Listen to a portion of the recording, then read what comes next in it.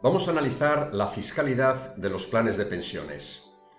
En un primer lugar, hablaremos de la fiscalidad de las aportaciones. A continuación, analizaremos la fiscalidad de las prestaciones y, por último, la fiscalidad de las movilizaciones. Empezamos, por lo tanto, con la fiscalidad de las aportaciones. En esta tabla comparativa de los años 2021, 2022 y 2023, vemos, en primer lugar, cuál es el límite financiero de las aportaciones a planes de pensiones individuales. Es decir, como máximo, cuál sería la aportación a estos planes de pensiones individuales. Pues bien, en 2021 ese límite financiero eran 2.000 euros. En 2022 pasó a 1.500 y actualmente en 2023 coincide con 2022, que serían 1.500. Eso es el límite financiero, es decir, como mucho, cuánto se puede aportar a planes de pensiones individuales. A continuación, veremos el límite fiscal, es decir, cuál es la máxima reducción por aportaciones a sistemas de previsión social individual, como pueden ser los planes de pensiones individuales, los planes de previsión asegurados, o sea, los PPAs. Pues bien, en 2021, esa máxima reducción la establecía la menor de las siguientes cantidades: el 30% de la suma de los rendimientos de trabajo y de actividades económicas y 2.000 euros. En 2022 cambió la cifra de 2.000 euros a 1.500, pero la idea la misma, la menor de las siguientes cantidades: el 30% de la suma de los rendimientos netos de trabajo y actividades económicas y 1.500 euros. Esa misma reducción máxima es la contemplada en este año actual de 2023, es decir, no ha habido variación ni en el límite financiero ni en el límite fiscal entre 2022 y 2023. ¿Dónde está el cambio que se ha producido en 2023? Pues en ese límite adicional de aportación-reducción por contribuciones y aportaciones a planes de pensiones de empleo, planes de previsión social empresarial. En 2021, ese límite adicional era de 8.000 euros.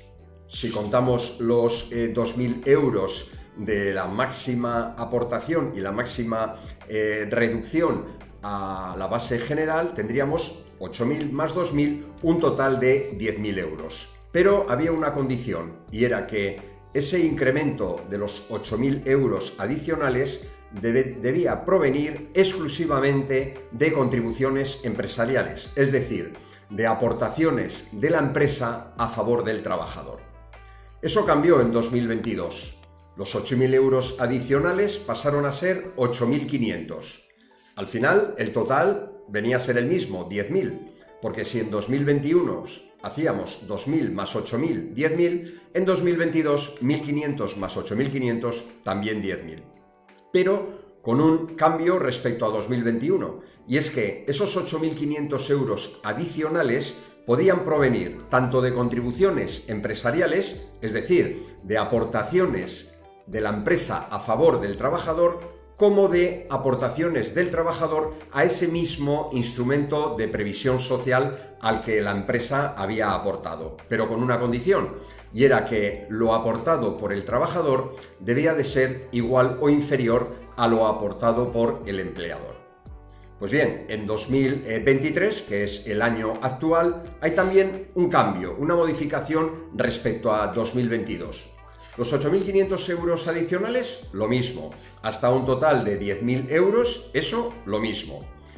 Que esos 8.500 euros adicionales deben de provenir de contribuciones empresariales y o de aportaciones del trabajador a ese mismo instrumento de previsión social, lo mismo que en 2022. Pero ahora, en 2023, el importe de las aportaciones del trabajador deben de contemplar este cuadro que a continuación os muestro en esta diapositiva. Dependiendo de cuál sea el importe anual de la contribución empresarial, es decir, de la aportación que la empresa hace a favor del trabajador en esos planes de pensiones de empleo, dependiendo de ese importe, el trabajador podrá hacer una aportación máxima diferente. Por ejemplo, si la empresa ha aportado 500 euros o menos a favor del trabajador, el trabajador podría aportar como máximo esa cantidad que ha aportado la empresa, pero multiplicado por 2,5. Es decir, tenemos aquí un coeficiente que hace que lo que aporte el trabajador pueda ser 2,5 veces lo que ha aportado la empresa, siempre y cuando la empresa haya aportado como mucho 500 euros. Ese sería el primer tramo.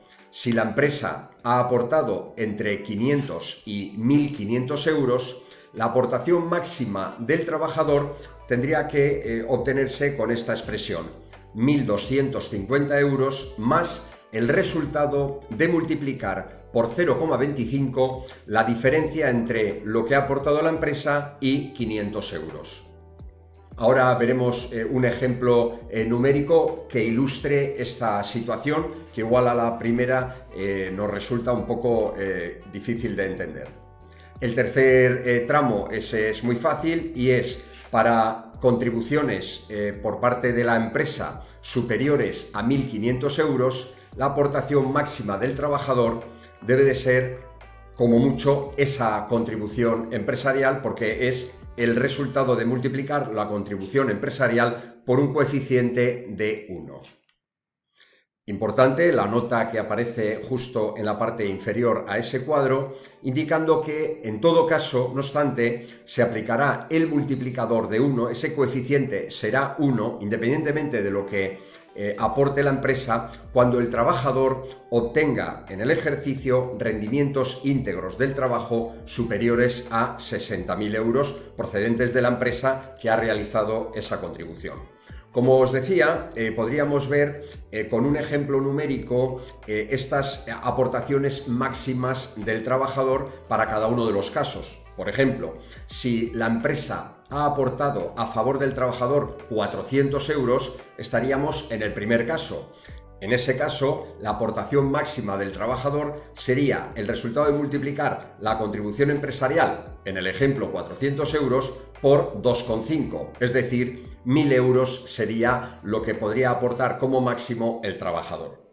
En el segundo caso, que era el que tenía esa expresión no inmediata, lo ilustramos también con un ejemplo numérico. Si la empresa ha aportado a favor del trabajador 800 euros, que es un importe entre 500 y 1.500, la aportación máxima del trabajador la calcularía con la siguiente operación: 1.250 más 0,25 por la diferencia de 800 menos 500. Haciendo ese cálculo aparecería la expresión, el valor numérico de 1.325 euros como aportación máxima del trabajador para ese caso concreto de una contribución empresarial de 800 euros. En el tercer caso, estaríamos hablando de una contribución superior a 1.500 euros, por ejemplo 2.000 euros, y el coeficiente, ese multiplicador, sería 1. Por lo tanto, la aportación máxima del trabajador debería de ser 2.000. Pongo un último ejemplo también porque puede darse la circunstancia de que la contribución empresarial supere la cifra de 4.250, por ejemplo, una aportación por parte de la empresa de 5.000 euros. Claro, si nos guiamos por la tabla, uno podría pensar que la aportación máxima del trabajador, teniendo en cuenta ese coeficiente de 1, sería también 5.000. Pero claro, superarían los 8.500 euros adicionales. Por lo tanto, en este ejemplo último, siendo la contribución empresarial 5.000 euros, la aportación del trabajador a ese mismo instrumento de previsión social debería de ser 3.500, para que la suma no supere esos 8.500 euros adicionales. Pues bien, esta tabla, estos coeficientes y esta forma de calcular lo que como mucho puede aportar el trabajador es lo que ha cambiado en 2023 con respecto a 2022, porque como os decía, en 2022 la única condición que debía de cumplirse es que el trabajador aportara a favor de ese plan de pensiones de empleo como mucho lo que había aportado la empresa como contribución empresarial. Esta sería un primer límite adicional a los 1.500 euros que hacíamos referencia en la diapositiva anterior. Pero hay un segundo límite que está, digamos, es específico para los trabajadores por cuenta propia. Aquí en la tabla solamente hago referencia al año 2023 porque es esto algo novedoso de este año 2023 que no hubo ni en 2022 ni en 2021, y es ese límite adicional de aportación-reducción por aportaciones a planes de pensiones sectoriales o a planes de pensiones de empleo simplificados realizadas por trabajadores autónomos, trabajadores por cuenta propia.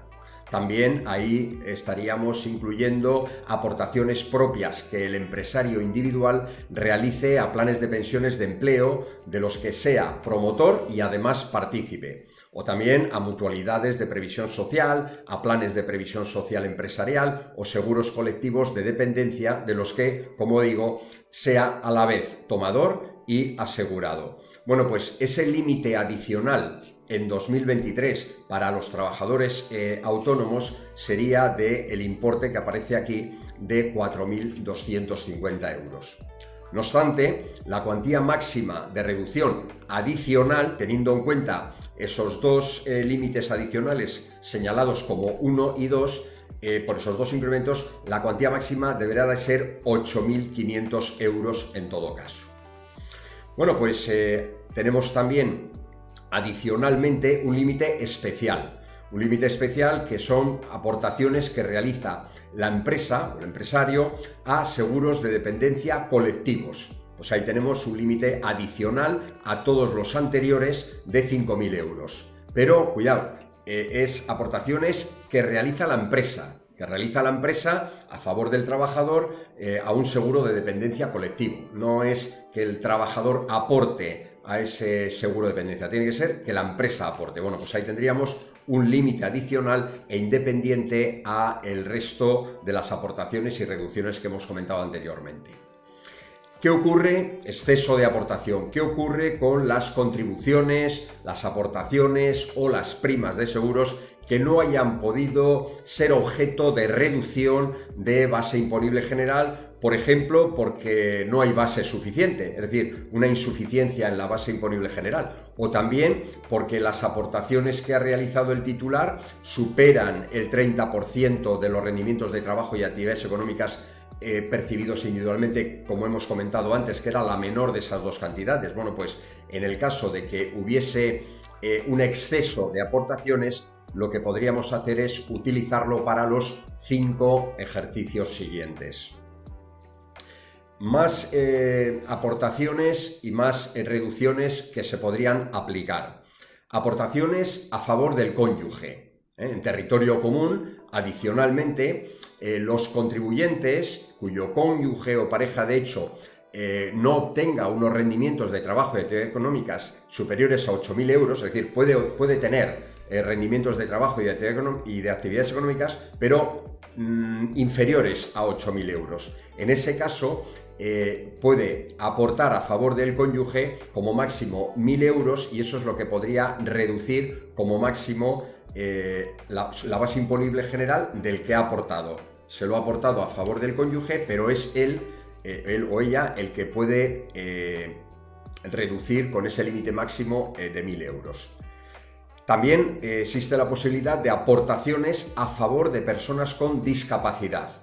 Y también, referido a la normativa de territorio común, las aportaciones anuales que puede realizar cada persona a favor de personas con discapacidad, que debe de existir una relación de parentesco, concretamente en línea directa o colateral hasta el 3er grado inclusive, tal y como aparece apuntado en los requisitos ahí abajo. También puede ser a cónyuge o pareja de hecho o régimen de tutela o acogimiento. Bueno, pues si esa es la relación de parentesco y tiene una discapacidad, también indicada aquí en los requisitos, una discapacidad física o sensorial igual o superior al 65%, psíquica igual o superior al 33% o una incapacidad declarada judicialmente independiente de su grado, si se cumplen todos esos requisitos, esas aportaciones tienen un límite de 10.000 euros.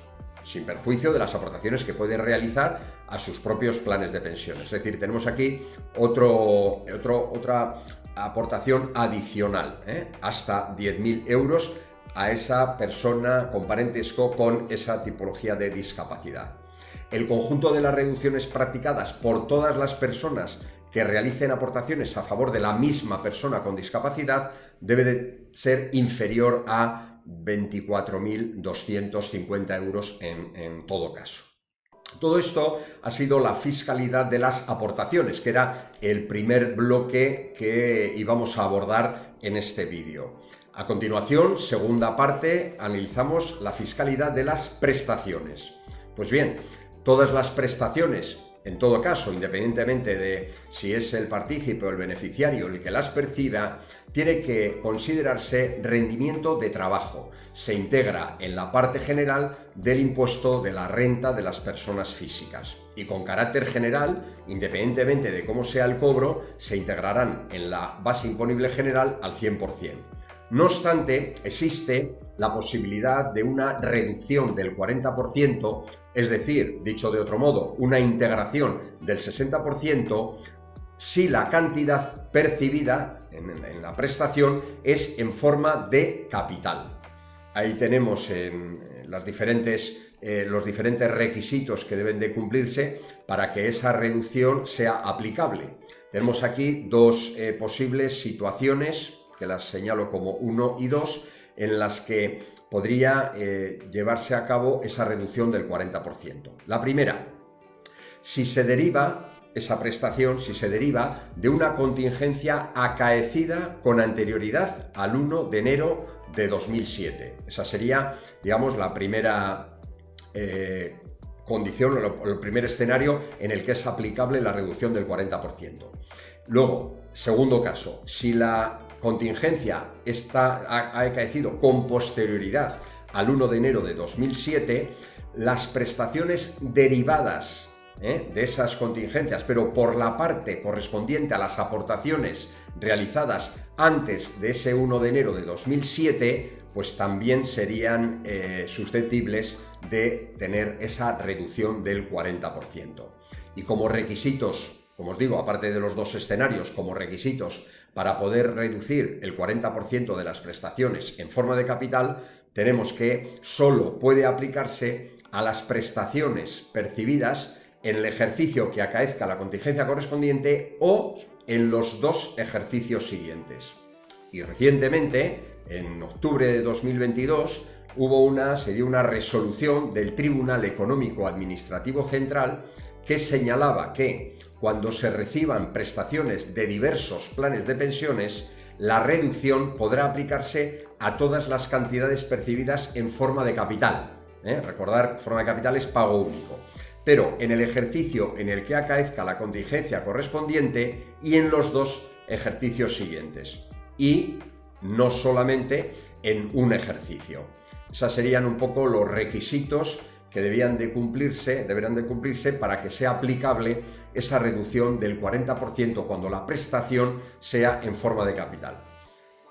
Por último, la fiscalidad de las movilizaciones, muy sencillo, no tiene implicaciones fiscales. Esos derechos económicos, esos derechos consolidados, si los movilizamos entre diferentes sistemas de previsión social, cuando la legislación del propio producto permita esa movilización, esas movilizaciones no van a tener ningún tipo de implicación fiscal. Actualmente la legislación permite movilizar entre planes de pensiones, entre planes de previsión asegurados, entre planes de pensiones y planes de previsión asegurados. Y bueno, en el País Vasco tenemos también un producto financiero específico que serían las EPSVs. Bueno, pues entre las EPSVs también existiría esa posibilidad de movilizar que, como indico, no tendría ningún tipo de implicación fiscal.